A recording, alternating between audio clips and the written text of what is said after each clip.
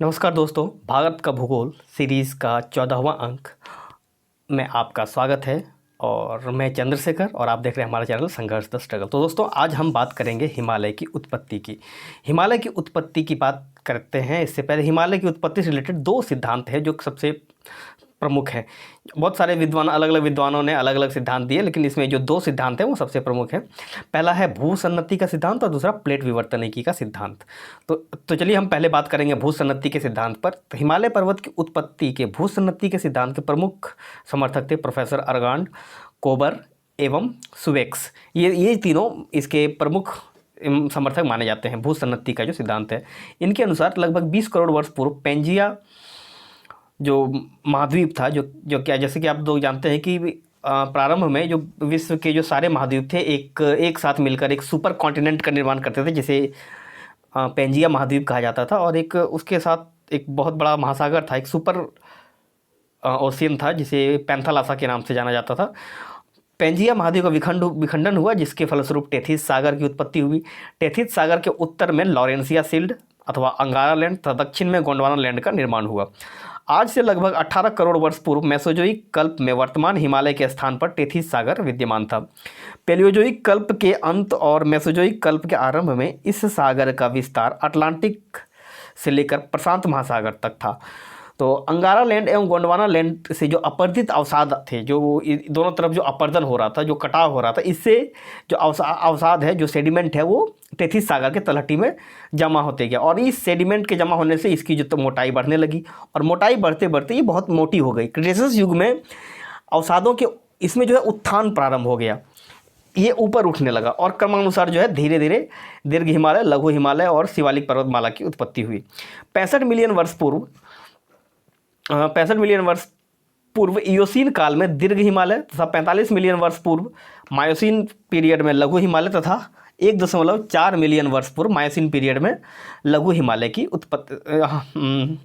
ये शिवालिक हिमालय की उत्पत्ति हुई। यहाँ पर लघु हिमालय 2 बार आ गया है, इसको देख लीजिएगा, ये शिवालिक हिमालय है। तो दोस्तों, ये इसका एक मैप दिखाया गया है, यहाँ देख सकते हैं इसको। ये एक मिनट, इंडियन शील्ड, हाँ, इधर से आप देख सकते हैं चाइना प्लेट है, चाइना प्लेट बोलिए या फिर इसका यूरेशियन प्लेट, और इधर से हमारा इंडियन शील्ड है। इन दोनों के बीच में ये टेथिस सागर है। दोनों तरफ से कटाव हुआ और यहाँ अवसाद यहाँ पर जमा होते गए, और जमा होते होते फिर अचानक से इसमें उत्थान प्रारंभ हुआ और धीरे धीरे 3 पर्वत श्रेणी का निर्माण हुआ। तो दोस्तों, इसकी आलोचना भी है, तो देख सकते हैं ये इस मैप पर भी आप देख सकते हैं। ये है आपका ये इसको इधर रहा हमारा ये साइड रहा चाइना या फिर जो यूरेशियन प्लेट है उधर उसका, और इधर रहा इंडियन प्लेट। और दोनों तरफ से अवसादों का अवसाद ऊपर से नीचे तक इसमें आते गए, जमा होते गए, भरते भरते, और धीरे धीरे ये ऊपर उठने लगा, और जिसके कारण यहाँ पर हिमालय पर्वत की उत्पत्ति हुई। तो इस सिद्धांत की आलोचना भी होती है, क्योंकि यहाँ पर उत्थान क्यों हुआ इसके बारे में ये चुप है। इसके बारे में कोई स्पष्ट जानकारी इनके पास नहीं है, चाहे ना कोबर के पास है, ना अर्गांड है, ना कोबर, और या फिर जो भी है इसके सुवेक्स भी के पास भी इनका कोई सटीक जवाब नहीं था कि आखिर यहाँ उत्थान क्यों हुआ। तो इसको सुलझाने के लिए वैज्ञानिकों ने खोज किया, भूगोलवेत्ताओं ने। तो 1967 में प्रिंसटन यूनिवर्सिटी के जो प्रोफेसर थे WJ मॉर्गन ने एक सिद्धांत प्रस्तुत किया, जिसे प्लेट विवर्तनिकी सिद्धांत कहते हैं। ये H हेस के द्वारा, जो है कि हैरी हेस इनका नाम है, हैरी हेस के द्वारा प्रस्तुत जो समुद्र तल विस्तारण यानी कि सी फ्लोर स्प्रेडिंग की जो थ्योरी थी, उस पर आधारित है। दोस्तों, एक थ्योरी कहती है कि समुद्र का जो तल है वो एक समान स्थिर नहीं रहता, वो धीरे धीरे फैलता है, वो फैल रहा है, उसी पर आधारित है। इसमें कहा गया कि लगभग 65 मिलियन वर्ष पूर्व टेथिस सागर वास्तव में एक भारी भूसन्नति के रूप में फैला हुआ था। टेथिस सागर था, एक फॉल्ट था। भारी भूसन्नति मतलब एक जमीन एक नीचे धंसा हुआ था काफ़ी नीचे तक। इस प्रक्रिया द्वारा टेथिस भूसन्नति के रूप में फैला हुआ था, और इसमें धीरे धीरे फलस्वरूप एक संपीड़न शुरू हुआ और इसमें संकुचन होने लगा। इसका कारण देखिए, इसमें देखते हैं कि ये है प्लेट विवर्तनिकी क्रियाओं द्वारा। आप यहाँ पर देख सकते हैं कि ये हमारा जो इंडियन लैंड मास है धीरे धीरे उत्तर की ओर खिसक रहा है, और इधर यूरेशियन प्लेट, और यहाँ पर जो कि ये प्रेजेंट पोजीशन है हमारा जो भारत का। यहाँ पर तेथिस सागर जब था तो इधर से जब ये इंडियन प्लेट खिसक रहा था, खिसकते खिसकते जब ये इस जगह से यहाँ से, तो इसमें जो अवसाद था इसमें यहाँ पर एक फॉल्ट उत्पन्न हुआ, मोड़ उत्पन्न होने लगा। और इसी मोड़ से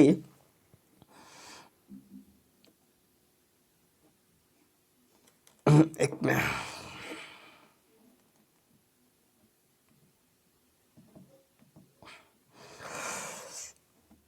हाँ एक तो दोस्तों इसी यहाँ पर एक वलन उत्पन्न हुआ और यहाँ धीरे धीरे इसका निर्माण हुआ। और आप देख सकते हैं कि एक अलग अलग 3 श्रेणियों में विकास हुआ और फिर अलग यहाँ पर, और इस क्रम में और भी बहुत सारे फॉल्ट का निर्माण, महानदी फॉल्ट है, इधर सोन फॉल्ट भी है, महानदी का भी है, दामोदर भी एक फॉल्ट में बहता है, यहाँ पर नर्मदा और ताप्ती का फॉल्ट है, गोदावरी नदी एक फॉल्ट में भी ये भी बहती है, कावेरी है, ग्रेट बाउंड्री है यहाँ पर इसका, ये अरावली के समांतर है एक फॉल्ट यहाँ पर भी।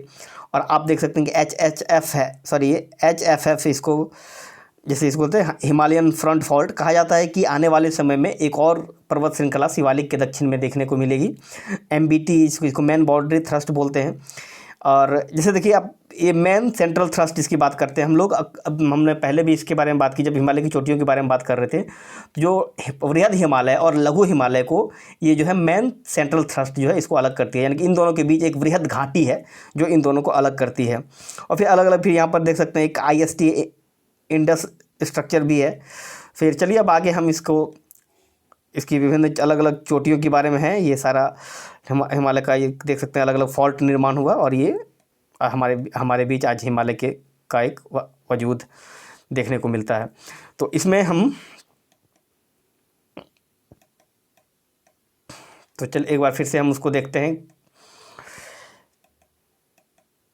हाँ, प्लेट विवर्तनिकी में क्या हुआ, इसने सी फ्लोर स्प्रेड होता लगभग क्या था, इसमें लगभग 65 मिलियन वर्ष पूर्व तेथिस सागर वास्तव में भारी भूसन्नति के रूप में फैला हुआ था। जो प्लेट विवर्तनिकी प्रक्रिया है इसके द्वारा इसमें तेथिस भूसन्नति में संपीड़न प्रारंभ हुआ, और संपीड़न के फलस्वरूप ये जो इसमें निक्षेपित जो अवसाद है उसमें अवसादों में संकुचन प्रारंभ हुआ, ये ऊपर संकुचित होने लगे और ये ऊपर उठने लगे।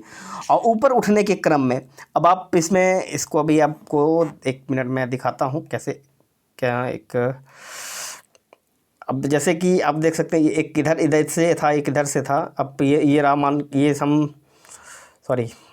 ये नॉर्थ और इसको साउथ मान लें, तो ये इंडियन प्लेट और ये चाइनीज प्लेट जब इधर दोनों से आ रहे थे और बीच में तेथिस सागर था, जब ये दोनों प्लेटें आपस एक दूसरे की ओर बढ़ रही थी तो जिसके कारण यहाँ पर एक फॉल्ट उत्पन्न हुआ, मरोड़ उत्पन्न हुआ, और ये धीरे धीरे यूँ ऐसे बढ़ती गई और विभिन्न श्रृंखलाओं का निर्माण हुआ, पर्वत श्रृंखलाओं का।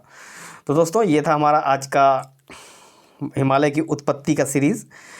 तो उम्मीद है दोस्तों आपको पसंद आया होगा। यदि कोई दिक्कत हो, किसी तरह का समझने में दिक्कत हो तो प्लीज़ हमें कांटेक्ट कीजिए, इसमें कमेंट कीजिए। और इससे रिलेटेड जैसे कि मैंने अभी बात की प्लेट विवर्तनिकी की, प्लेट विवर्तनिकी का जो सिद्धांत है इस पर मेरा एक पुराना वीडियो है फिजिकल ज्योग्राफी सीरीज़ में, मैं उसका लिंक इस वीडियो के डिस्क्रिप्शन में डाल दूँगा। तो दोस्तों इससे रिलेटेड जो भी सवाल हो या फिर क्वेरीज़ हो, जिस तरह का भी आपका जैसे भी आपके सवाल होंगे, जो भी आपके शक हो ज़रूर पूछें। तो एक चीज़ दोस्तों इसमें मैं आपको बताना भूल गया कि देखिए यहाँ से एक हिमालय जैसे अब इंडियन प्लेट है, इंडियन प्लेट आगे यहाँ पर देख सकते हैं हिमालय जो है यहाँ पर नॉर्थ ईस्ट में यहाँ अराकान योमा पर्वत के साथ ये काफ़ी तेज मोड़ के साथ यहाँ पर एक मुड़ जाती है और एक फ्रैक्चर का निर्माण करती है, जिसे हिंद महासागर में 90 डिग्री ईस्ट रीज के नाम से जाना जाता है। तो अब ये है एक और इस मैप में देख सकते हैं इसको अलग अलग फॉल्ट जो बने हैं इसमें। IST है इंडस स्ट्रक्चर इसको बोलते हैं, ट्रांस हिमालय IST है, MCT है मैन सेंट्रल थ्रस्ट, और फिर मैन बाउंड्री थ्रस्ट जो कि लघु हिमालय को लघु हिमालय को शिवालिक से अलग करती है, लघु हिमालय को शिवालिक से अलग करती है। हिमालयन फ्रंट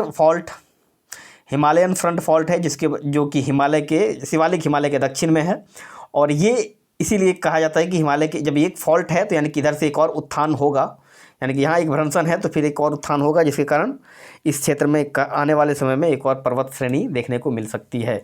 तो दोस्तों ये था हमारा आज का एपिसोड। तो अब इसमें जो भी जिस तरह का आपका जो अनुभव हो उसके आधार पर सुझाव दीजिए। तो मिलते हैं अगले एपिसोड में, तब तक के लिए धन्यवाद।